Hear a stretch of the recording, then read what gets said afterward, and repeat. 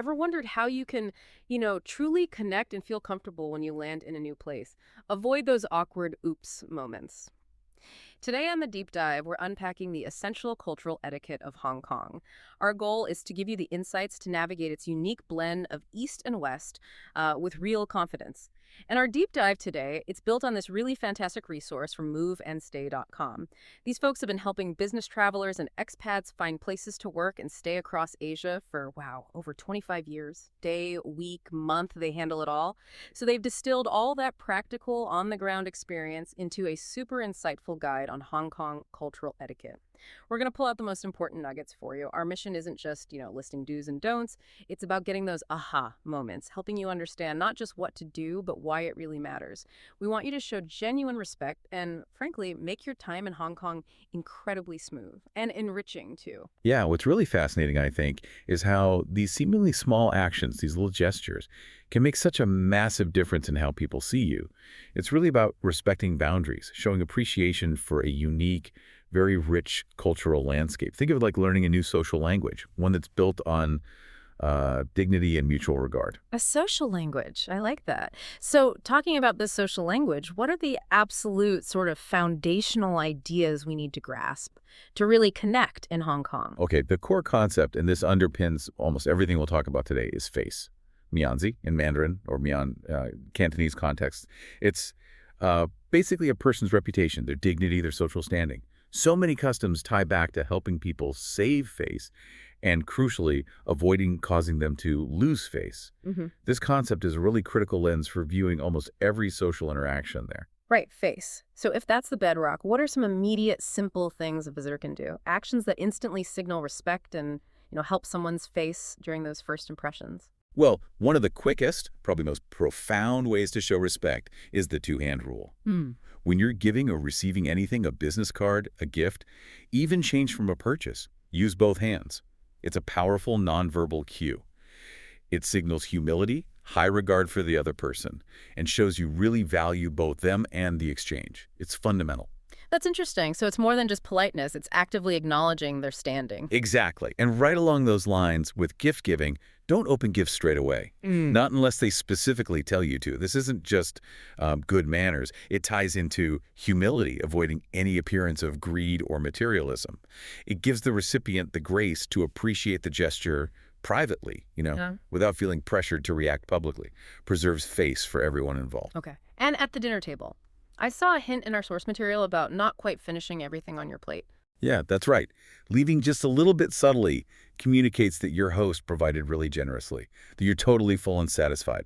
It's a sign of abundance, showing their hospitality was more than enough. It's better than implying you're still hungry. And then there's the chopstick rule. The big one? Ah, yes, the chopstick super rule, as you called it.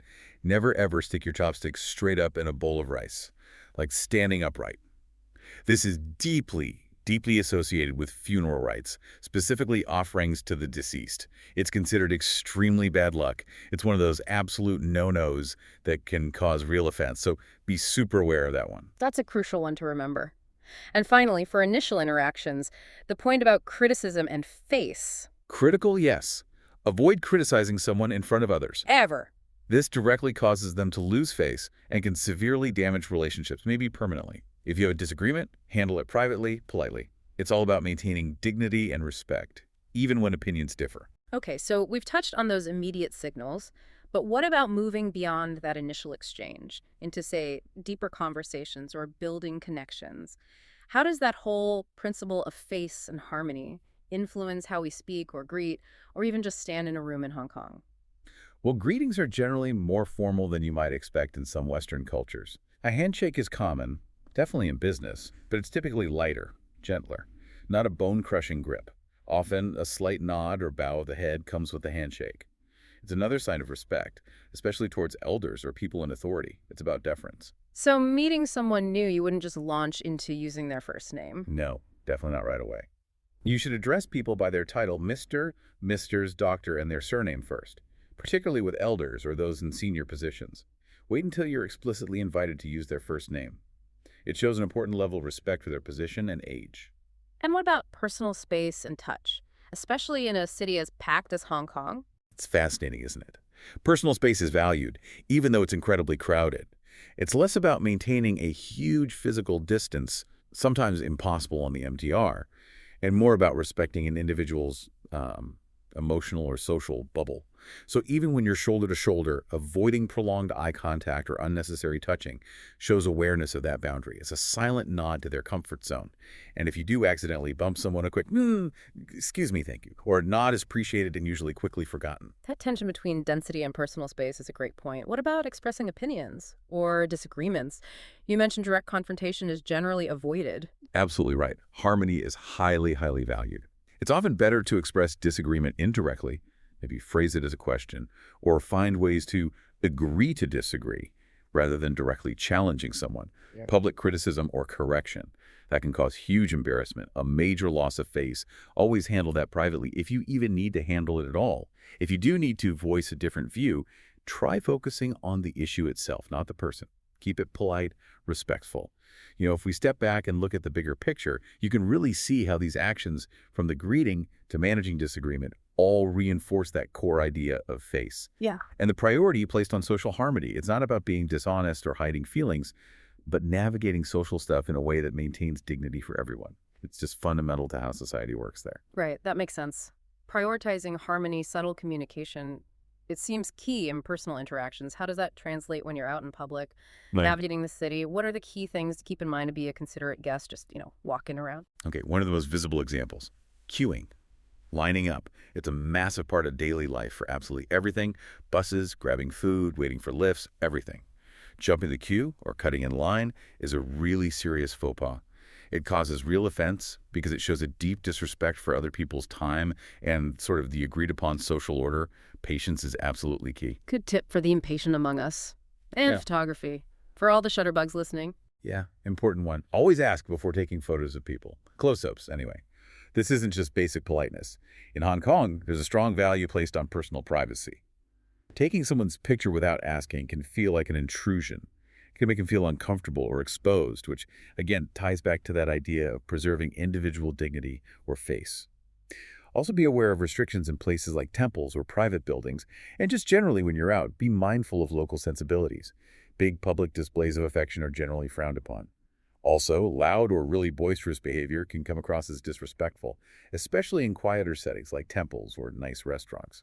It's really about adjusting your behavior to your surroundings, showing consideration. Oh, and remember, smoking is heavily restricted. Look for the no smoking signs to avoid some hefty fines. That brings up a good point. Why are these things so important? Are they like hard and fast rules or more about how you come across? It's definitely more about perception and respect. It's not like you'll get arrested for most of these things usually, but by observing these customs, you're showing you're a considerate guest, that you appreciate Hong Kong's unique culture. And believe me, a little effort there goes a very long way in how you're perceived, how locals interact with you, and honestly, how much you'll enjoy your own stay. It shows you value them. Okay, let's shift gears to something huge in any culture. Food. Dining in Hong Kong has its own beautiful traditions. Let's make sure you're ready for your next meal. Where do we start? Right at the table itself, actually. When you're invited to a meal, especially a more formal one, wait to be shown where to sit. There's often a subtle hierarchy. The guest of honor, or the most important guest, is usually seated furthest from the door facing the entrance. It's about acknowledging the host's planning and showing deference to their arrangement. And chopsticks. We covered the upright rule, but there's more to it, right? Yeah. Oh, definitely. Always use the chopstick rest if one's provided. Don't just lay them across your bowl or plate that can look messy. Avoid using chopsticks to point at people or things. That's rude anywhere, really. And definitely don't spear food with them. Pick it up gracefully. That takes practice. And crucially, if there are communal serving spoons or chopsticks for the shared dishes in the middle, always use those to serve yourself. Don't use your own chopsticks in the shared dishes. It's hygiene, but also consideration. Got it. Serving yourself, serving others. There's some lovely subtleties there too, aren't there, regarding portions and showing appreciation? Yes, there are. It's considered polite to serve others before serving yourself, especially elders or those with higher status. You might even offer the best piece of a dish to the person next to you. And it's a gesture of appreciation to the cook and your host. Try a little bit of every dish that's served. It acknowledges the effort involved. And if you really like something and want more... Okay, two things here. One, try not to take the very last piece of anything from a shared serving dish. It can imply the host didn't provide enough, leave one piece, maybe. And two, if the host offers you a second helping, it's polite to perhaps refuse gently once or twice before accepting. It's this subtle dance of politeness and humility. You don't want to seem too eager or greedy. Interesting. And if you're the host, say you're hosting a dinner. Always overestimate the food. Always. The goal is to have leftovers. And as a guest, leaving just a little bit on your own plate at the end signals you're completely full and satisfied. It shows the host was truly generous and provided abundantly. Contributes to their face as a great host. Okay, let's talk about appearance. What you wear communicates a lot, right? And Hong Kongers are known for being pretty fashion conscious, so dressing appropriately shows respect. How do we dress the part? Right. For business attire, always err on the side of smartness, professionalism. For men, that usually means a suit and tie, even when it's hot and humid. Yes, really. For women, a professional suit or a smart dress is suitable. Avoid anything too revealing. Think conservative, polished. It shows you're serious about the business context. And outside of work? Casual wear, considering the climate? Things definitely relax a bit, but it's still not quite anything goes. Smart casual is generally your best bet. Lightweight, breathable fabrics, linen, cotton. Those are your friends in the humidity for sure. Shorts are generally okay for very casual outings, like sightseeing, but probably not for nicer restaurants or evening events. T-shirts are fine, but avoid anything with offensive slogans or graphics. Common sense, really. Rule of thumb. It's always better to be slightly overdressed than underdressed. And one specific point. If you plan on visiting temples, always dress modestly. Shoulders and knees should be covered as a sign of respect for the sacred space. Okay, gift giving. Such a lovely way to build connections, but as we've touched on, it's full of these cultural nuances you really want to get right. Let's cover what not to give first. The pitfalls. Definitely some things to avoid. Sharp objects, knives, scissors, they symbolize cutting ties or severing a relationship. So no letter openers either. Clocks, or anything related to time telling, are strongly associated with funerals and the idea of time running out. Big no.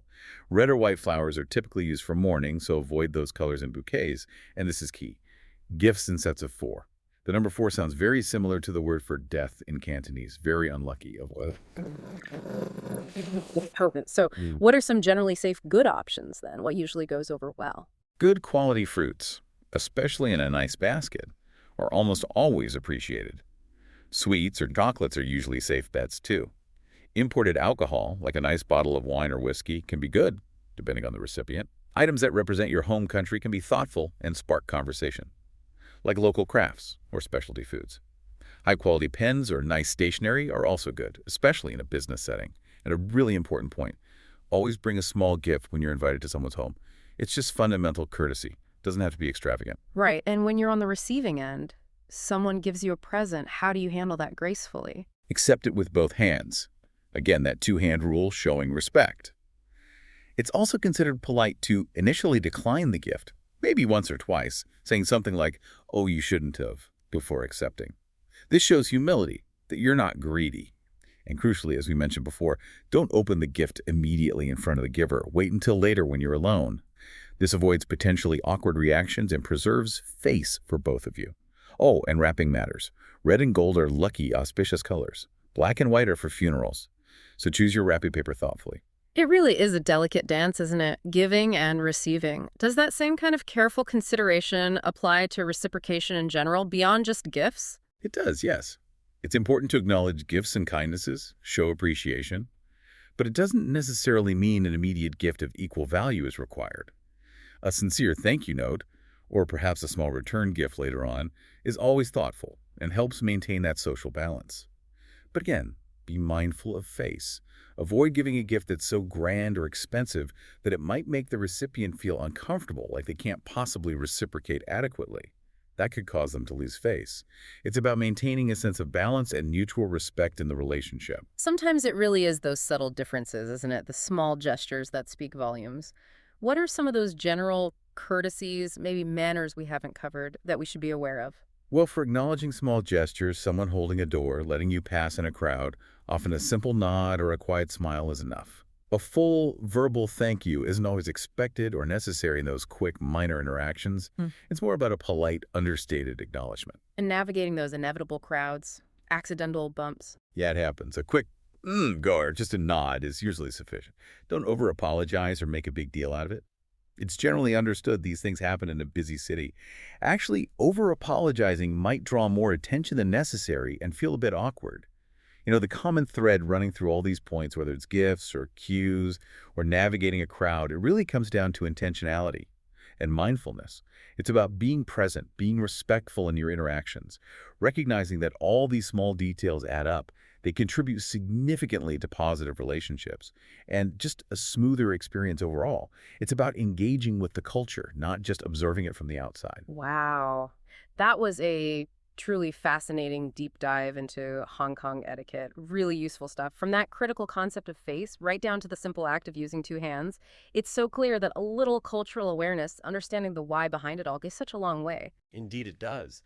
And what really stands out to me, I think, is that you don't have to be perfect. You don't need to memorize every single rule overnight. The main thing is showing you're open to learning, that you're observant, you're trying, and you're respectful of the local culture. People generally really appreciate the effort. The intention matters a lot. That's a really crucial point. These aren't just like rigid rules to follow blindly. They're expressions of respect, of appreciation, and they'll genuinely make your experience in Hong Kong so much richer. They help you blend in, build real connections, and yeah, effortlessly avoid those cringeworthy moments we all want to sidestep. So, as you head out there, maybe you're a business traveler using resources like moveandstay.com, or perhaps you're an expat settling in for longer. Here's something to think about. How might consciously applying just one new etiquette rule from our deep dive today not only enhance your interactions in Hong Kong, but also maybe deepen your understanding of that universal human desire, the desire for dignity, for respect, no matter where you are in the world? We really hope this deep dive has given you a powerful shortcut, made you feel well informed and ready to embrace your next adventure with real confidence.